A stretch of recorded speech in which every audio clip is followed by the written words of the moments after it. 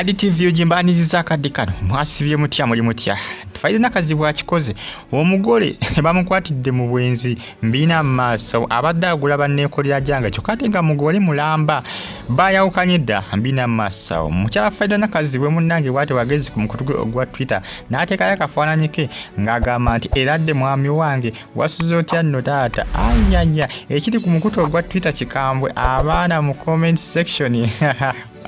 Bannange kikabuka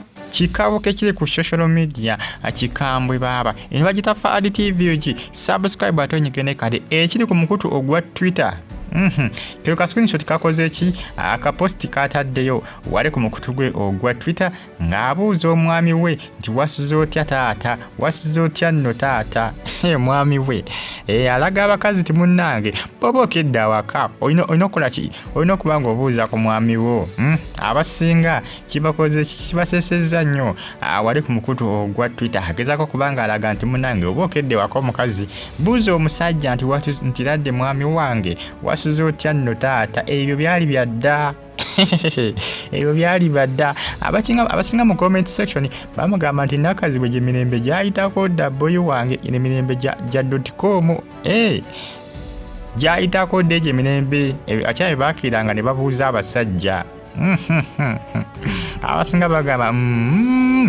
abasinga mu comment section bamugambye Nakazibwe ogwo omulembe gwaggwako oba badde abatiizinga simanyi nakumanya bagita Faridah TV subscribe atonyigene kale jimpere ka like video no comment section bakavutira mu comment section ate sikenga on following eyo ngavudde nga nziko sadizini ohwabagoli abadde bakakola omukolo munnange bayawukanye dda kati sawa yakwerangira era ng'onagamba nti omusajja amufosinga bufosinzemu ki mu mbaga eyo era ng'ayaddamu alina emize emibi gy'atandisobodde era ng'onagamba nti munnange abadde agula abakyala abaneekolera jange mu ggwanga erya America kwegamba ebintu by'obusegusegu omukazi bene abitadde ku social media lwakuba YouTube ebisinga tebikkiriza na bikkiriza bane bannange yabadde agula bano bannankani abetundira ku online manye mu ggwanga erya America eri abeetunda kati ng'agenda ku online n'alyoka agulira ku banneekolera jange bamalaya n'agula tukanga musajja mufumbo omukazi watu ng'amuleka Uganda tukanga yamukuba embaga naye ng'ate ali mukula ki ali mugula bamalaya omwami yoyo golengera mu kifaananyi yoyo bayawukanye dda musajja omu ku abasajja ba businessman mu ggwanga erya America kwegamba munnange ensonga eziriwo zizinkwezi trending essaawa zino ku social media omukyala amanyikiddwa nga Ajati Zakia Drisa balikaabya era nga munnange omwami we embaga bagikoze n'omwezi tegunnawera naye kati saazi bakoze kibayawukanye omwami yoyo alina omuze okukola ki ogula banneekolera jange kyokka ate nga omukazi yamuleka ewaka alina omukazi waka gwe yakoze kigwe yakubye embaga mu ggwanga erya America abagula online abagulira online ku internet abagula $100 $2 wulira gwe $2 $10 $3 kakadde nga kalamba abagula online bana abazungu mu ggwanga erya America kyokka ate omukazi yakoze ki yamulesaako omukazi kyasinze okuba nga kikola ki yasinze okuba nga kimuluma Nyoza olengera omusimbi gwe baateekaawo mukolo gwali gw'amaanyi nnyo nga bw'olengera ebintu baaleeta buli kimu baaleeta buli kimu ne baleeta naye gye byagweredde ate mukola ki mu kwawukana bayawukanye era ng'essaawa zo tebakyali bafumbo omukazi yasinzidde mu ggwanga Uganda n'agamba nti atadde omusajja bamuyita balika era nga munnange byebyo mukuba kyeyo amanya ge Dennis Kyobe nga wangalya mu ggwanga lya America mu Watham obufumbo bwe ne Ajati Zakia Drisa balikaabya gwabadde yakanjula n'amuleka Uganda bugwerere mu maziga oluvannyuma lwa Ajati akugwa ku byama by'omusajja mu ssimu nga Dennis agula bamalaya mu ggwanga lya America nga yesanyusa nga Ajati ali Uganda afe nnyonta etogeza Ajati yafunyedde omusajja omulala nga bapeya naye ali lubuto Ajati agamba omusajja abadde alina emize mingi nga mu kutemesa yagattako okunywa enjaga okulya amayirungi n'okugezaako